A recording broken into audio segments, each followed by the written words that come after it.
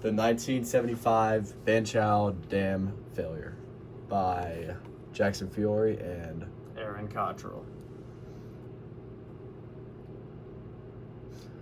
Describe the weather patterns that cause the flooding. Some questions to consider, but not limited to yourself. Is the feature seasonal, storm related? Is it driven by precipitation, snow melt, and wind sea?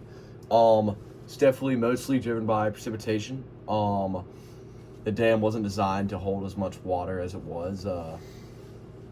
The weather pattern that triggered the flooding was Typhoon Nina, that hit China in August 1975. These are seasonal events in East Asia, typically occurring from May to November. These storms are characterized by intense rainfall, strong winds, and severe flooding. So, like I said, when this dam was built, it was not supposed to hold as much precipitation as the amount of rainfall they got. So, seasonal aspect there, the amount of rainfall, like I said, was much higher than the time of year that was expected, making the flooding a lot worse because the dam simply wasn't built for all that rain. Describe the magnitude of the flooding in space and time. Some questions to possibly consider, but not limit yourself to. How high did the water rise, or how large of an area was flooded? How long did the flooding last? What is the frequency of flooding, of the severity in the area? Will the frequency and magnitude change as the climate changes? So, as previously mentioned, there was excess rainfall caused by a typhoon that caused the amount of rainfall caused the dam to begin to disintegrate, which sent a flood wave that was 500,000 acres moving at over 30 miles an hour, which were about 30 feet deep. This failure of the dam created a flood that was 7 miles wide and covered 3 million acres. So not only did the flood cause disaster, but the disaster communications lines failed, which resulted in many of the surrounding villages not being evacuated like they were supposed to be, leading to countless deaths that we don't know the toll of because of censorship of journalism in China. So it's important to also note that while the Banqiao Dam is the largest of the dams that failed on that day, there was also 61 other dams that failed, which contributed to large amounts of flooding and death toll as well. Describe the societal and economic impacts of the flooding. Some questions to consider, but not limit yourself to. How many people are affected and how does it interrupt normal day-to-day life? Business and commerce. Does it regularly destroy infrastructure, crops? What is the economic cost of floods? Human costs. Discuss any weather quality or quality threats that may have caused by your flooding event.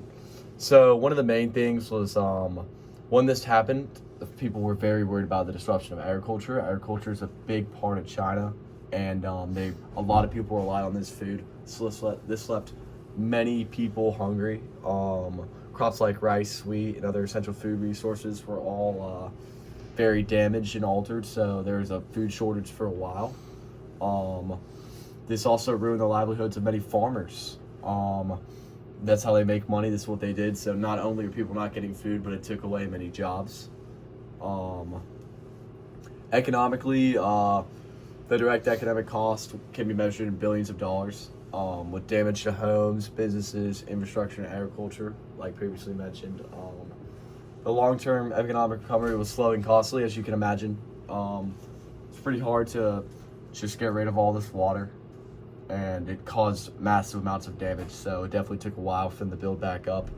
The contaminated water supply was also massive. The flood waters were mixed with sewage and waste, so this severely damaged local water supplies. There's a massive health hazard for survivors with diseases in the water likely contributing to the death toll.